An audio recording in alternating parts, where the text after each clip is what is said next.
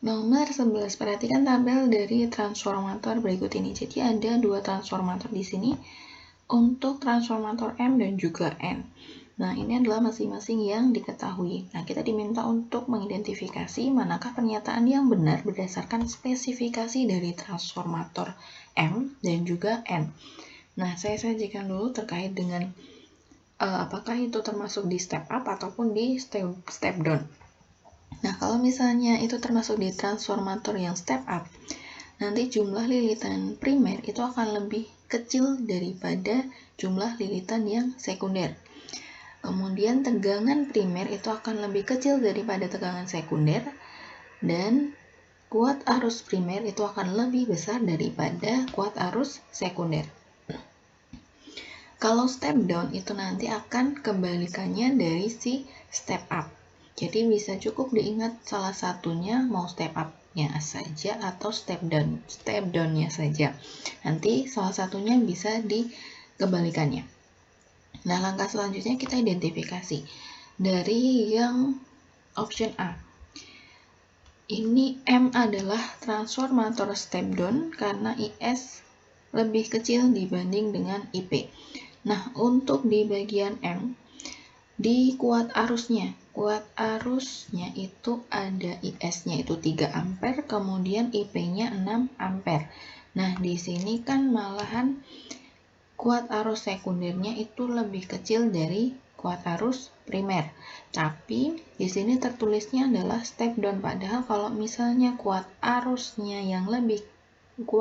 sekundernya yang lebih kecil daripada kuat arus yang di primer, maka dia termasuknya di step up, bukan di step down. Next, di option yang B.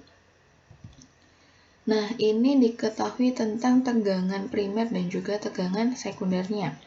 Nah, untuk tegangan primernya itu adalah 110, kemudian tegangan sekundernya itu adalah 220. Maka di sini diperoleh bahwa tegangan primer itu lebih kecil daripada tegangan yang sekunder. Berarti ini termasuk ke dalam yang step up. Oke, benar ya. Terus next, di bagian C untuk N, ini dia yang diketahui adalah VP-nya lebih besar daripada VS. Apakah iya?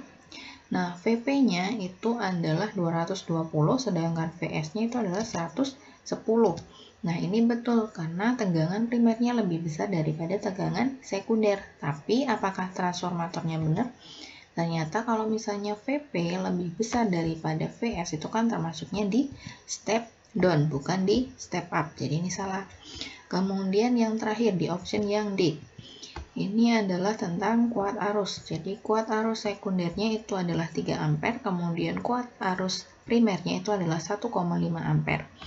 Nah, di sini kita peroleh bahwa kuat arus sekunder itu lebih besar daripada kuat arus yang di primer. Sehingga di sini dia termasuk ke dalam yang step down. Padahal malahan di sini yang tertulis adalah sebagai step up. Berarti sini salah. Nah, jawaban yang tepat tadi kita peroleh di option yang B, di mana VP itu lebih kecil daripada VS, sehingga dia termasuknya ke dalam yang step up. Nomor 12, perhatikan data hasil percobaan berikut. Jadi ada 4 hasil data percobaan. Nah, sesuai data tersebut yang termasuk dalam perubahan kimia itu ditunjukkan oleh nomor berapa. Kita ingat kembali tentang perubahan kimia dan juga perubahan fisika. Kalau perubahan fisika itu perubahan suatu zat yang dia itu tidak akan mengakibatkan terbentuknya suatu zat baru. Bisa saja itu meliputi pencampuran, perubahan bentuk, dan juga perubahan wujud. Tapi kalau perubahan kimia, dia nanti itu akan mengakibatkan terbentuknya suatu zat baru. Misalnya aja korosi, pembusukan, pembakaran, terus misalnya juga ada perubahan warna, gas, perubahan suhu, dan sampai terbentuk endapan. Nah, kita analisis dari option yang pertama. Air dipanaskan akan menguap. Nah, ini dia termasuk perubahan fisika. Kemudian nomor 2, logam dipanaskan akan membara. Berarti ini juga termasuk di perubahan fisika. Nomor 3, besi dibiarkan terbuka. besi dibiarkan di tempat terbuka akan mengalami korosi. Nah, kata kuncinya korosi, berarti di sini perubahan kimia. Kemudian garam dibuat dengan mencampurkan asam dan juga basa. Nah, ini juga termasuk di perubahan kimia. Sehingga nomor 12 opsinya yang tepat adalah di D.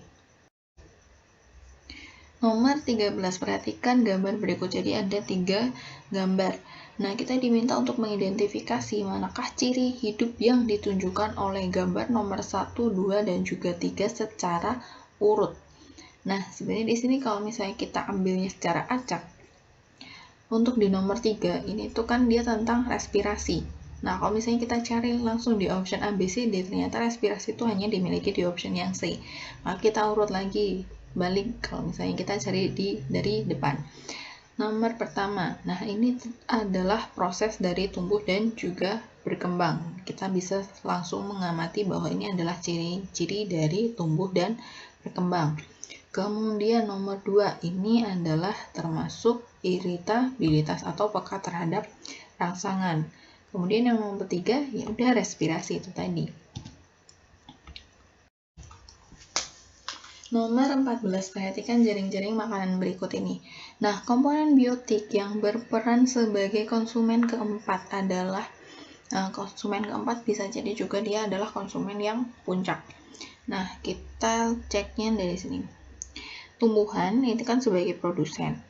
Kemudian belalang konsumen pertama, laba-laba konsumen kedua, ular konsumen ketiga, elang konsumen keempat. Berarti kita sudah memperoleh 1. Di sini konsumen keempatnya ada elang. Kita cari lagi. Tumbuhan sebagai produsen, kemudian belalang sebagai konsumen yang pertama, kemudian laba-laba sebagai konsumen yang kedua.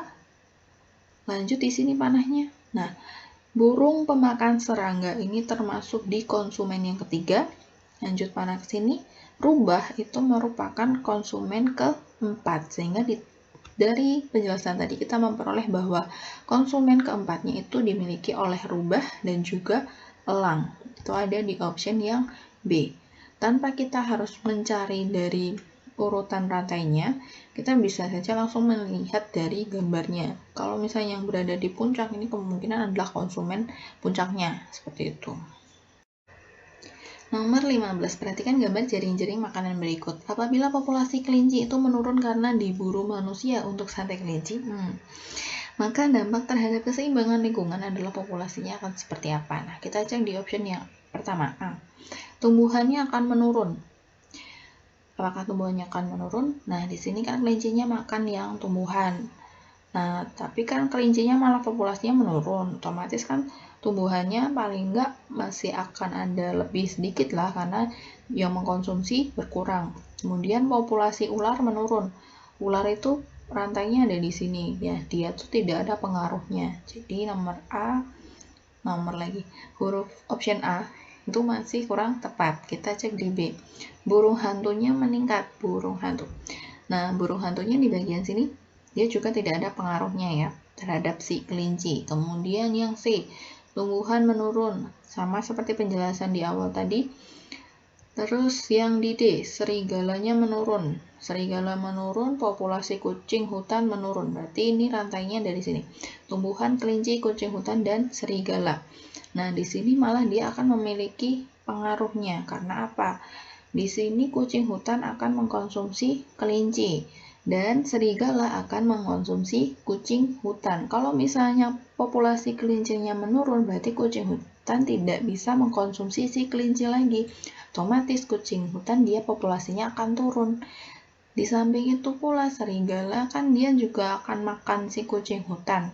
Kalau misalnya kucing hutannya itu populasinya menurun, serigalanya kan dia jadinya makan apa kalau misalnya kucing hutannya populasinya menurun. Berarti kan dia nanti juga akan mengalami penurunan populasi. Jadi di sini opsi yang tepat adalah di D.